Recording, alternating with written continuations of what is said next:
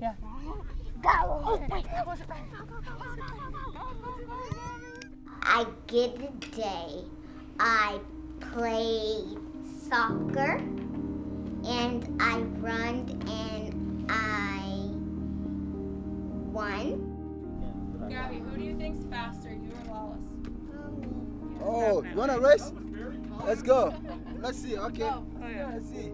Ready? Wait. Ready? Set. Go. When I went out to training and I saw her, she looks happy.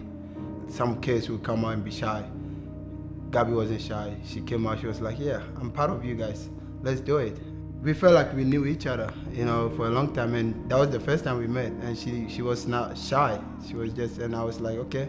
She was so confident, she was strong, happy, enjoyed playing with her, playing the soccer ball with her, and we had a little race, and then I think she beat me twice, and I think Gabby, I need a revenge, for sure. You got him, you got him. You got him, you got him. You got him, you got him. Oh. You won? Everything started like the end of November. Myself and then my oldest daughter, Maddie, and then Gabby, we all got COVID. We got retested for COVID and both of us cleared. Gabby, they said, still had it. So then they finally x-rayed her. And then they called me the next day and then told me to come back. So they did say she has, it's undifferentiated round cell with a neuroendocrine. So at this time, all the information that I've been given is that she's the only one right now, the only child that has this. What's up? I heard we got a new player today. Yeah, this is Gabby. What's up, Gabby? I'm Clint. Hi. Gabby, guess what he does? Hi, Gabby. How are you? I'm Chris. Do you remember the players that can touch the ball with their hands? He's one of them. He can do that. On some days. I love the initiatives that MLS does, and this month is Kick Childhood Cancer Month, and I think it just allows for some of these kids that maybe do go through tougher times than most. They get to come out and kind of forget about what they're going through, and they get to experience being with us, and we try to help make their day. If they love sports and love soccer, I think it's a great experience for them. She still has her, like you still see Gabby. Like you can't tell that there's anything wrong with her from just a regular naked eye. You couldn't tell. So just to have that relief of her to just be able to play like she likes to, and just like one of her favorite things. She likes a lot of attention. It was really wonderful to have her there. To see how the players interacted with her was really, really heartwarming. Obviously did everything to make her feel so welcome and supported. How are you? Did you have fun today?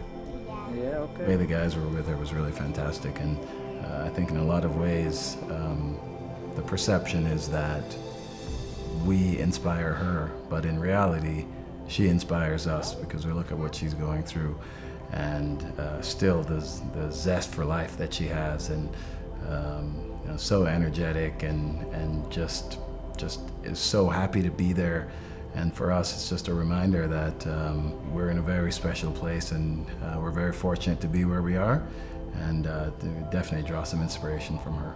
Pass it to Wallace. Good job. Let's go.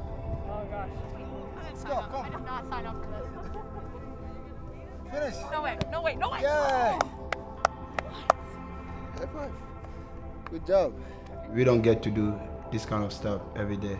We are always busy, focused on soccer, and having someone like Gabby, who came out to train with us and just hang out with us, it was beautiful.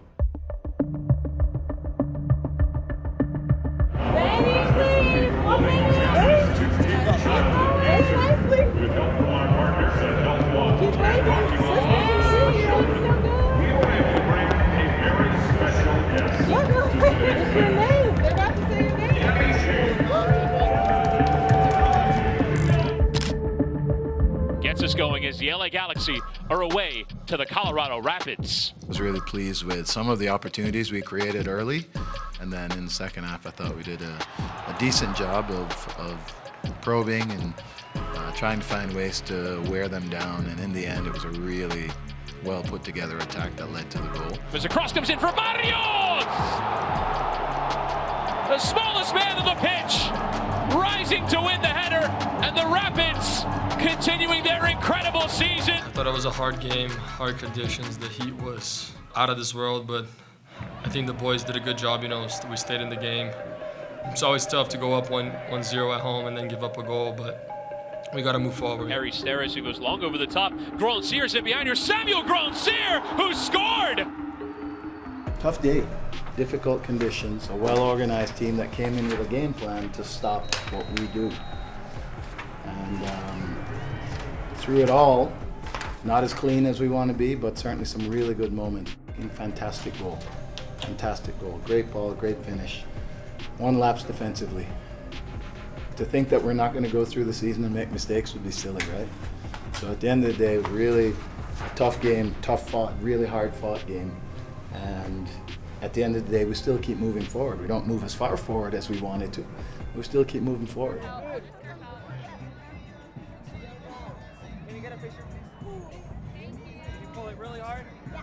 Really hard. You pull it that way. You pull it towards you. With both hands like that. Monkey like this. Thank you. Sorry, thank you. Good game. Thank you. Hey. There you go, buddy. Decision from me. Good. I was just a super hyperactive kid, and funny enough, I started with baseball. But growing up in Mexico, #1 sport there is soccer. For some reason, as soon as I saw the goal, I was like, I want to be in there. But for me, it was when, day one, I just loved the idea of stopping shots, getting dirty, and I fell in love with it at a very young age. Ever since he got here, you notice things about him. Not only is he a good goalkeeper and a good athlete, but he has a really, really good soccer mind, and it's always going. And as a result of that, his ability to give information and lead and direct is as good as any goalkeeper that I've seen. He's very cerebral when it comes to our style of play. His understanding of what we're trying to achieve as a team and what Robin's asking of the group is very high, which I think helps in the communication piece of it. And I also think a big part of it too is he's bilingual, Spanish and English too, because we've got boys in the team now that have come from the Spanish-speaking countries that he really helps with that. If you're talking about on the field, he's a leader for sure, 100%. He's someone who never stops talking on the field. Sometimes he reminds me of Tim Howard, always constantly talking, organizing, putting us in a best position on the field. Off the field is incredible, what this guy has done for me especially. When I was injured, this guy was there for me from day one. And I love him as a brother. I've taken him as a brother, and he's done so much for me, and he's just a great guy. Thankfully, I've always been very strong-minded. I think that's one of my biggest gifts. As a keeper, even though you're in a team sport, it is a very individual situation being a keeper. Mistakes are bound to happen. No one's perfect, and I think it's what you do after what counts. He takes responsibility. He comes and says, guys, this is on me. I'm gonna do better. That was what he said after the Salt Lake. And he did. He came out in Austin and he showed it to us. He was the best player on the field. Come on, Isaac! Thankfully I have a goalkeeper coach who has that same mindset of looking for perfection and always thinking about those little details. I've been very appreciative of every coach I've had in my career. From a goalkeeper coach perspective, he's the best one I've had. It's as simple as that. He's always pushing us. He's always on top of us if the drill isn't perfectly clean. He strives for perfection. Balance. The constant thought process of always thinking about what he's doing and how it can help the group and how it's going to be affecting his goalkeeping in general has been a huge help to him, and I think we can see his goalkeeping has just gone from step to step, in the last little bit, and I think now we're seeing it in his performances, which is fantastic. I will never lack on giving 100% and wanting to learn and improve on every aspect of my game until the day I retire.